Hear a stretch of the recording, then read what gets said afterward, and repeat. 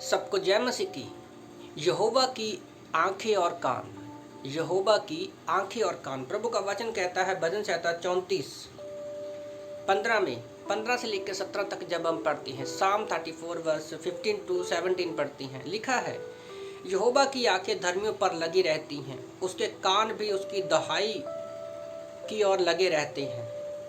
यहोवा बुराई करने वालों से विमुख रहता है ताकि उसका स्मरण पृथ्वी पर से मिटा डाले।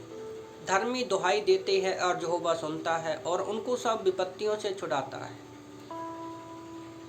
यहोवा की आंखें और कान। आप एक मिनट के लिए सोच कर देखो, परमेश्वर ने हमारी आंखों को बनाया है, हमारे कानों को बनाया है।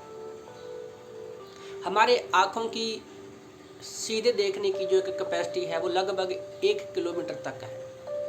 मेरा अंदाजा है कि हम 1 किलोमीटर तक साफ देख सकते हैं, पर उसके आगे शायद हम साफ नहीं दे सकते।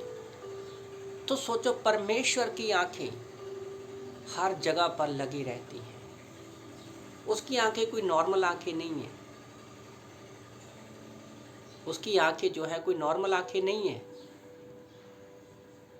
वो धरती पर क्या हो रहा है, कौन क्या कर रहा है, वो ही नहीं देखता, बल्कि वो ये भी जानता है कि हमारे मन के विचारों को भी वो जानता है। वो एक स्कैनर की तरह, एक्सरे की तरह काम करती है।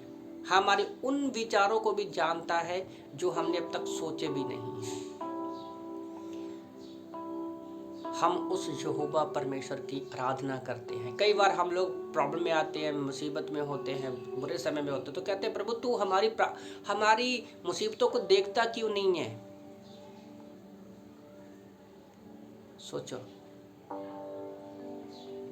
परमेश्वर पक्षियों के खाने पीने का भी ख्याल रखता है, मत्ती 6 के अनुसार। फिर मैं कानों के बारे में सोच रहा था कि हमारे भी कान परमेश्वर ने दिए हैं। बहुत सारी आवाजें आती हैं, हमारी एक कैपेसिटी होती है सोचने की, सुनने की, वो थोड़े समय के लिए है। आज हर कोई व्यक्ति जो है हेडफोन लगाता है, ब्लूटूथ लगाता है, गाने सुनते हैं, लाउड आवाज में सुनते हैं, तो थोड़े समय के बाद उनकी कैपेसिटी खत्म हो जाती है। मैं खुद सुनता हूँ, तो एक समय के बाद मेरे भी कानों में मन नहीं करता कि मैं हेडफोन लगाऊं, जहाँ ब्लूटूथ लगाऊं। तो परमेश्वर के कानों के बारे में आप सोचिए। हमें लगता है कि परमेश्वर सिर्फ हमारी प्रार्थना ही उसके कानों तक जाती है। नहीं, जैसे हम लोग अपने कानों से बहुत सारी आवाज़ों को सुनते हैं ना, परमेश्वर के पास भी बहुत सारी आवाज़ें जाती हैं।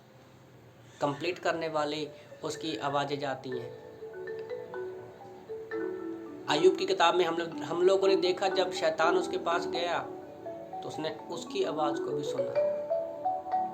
तो परमेश्वर भी बहुत सारी आवाज़ों को सुनता है, पर सुनकर अमल किस पर करता है वो?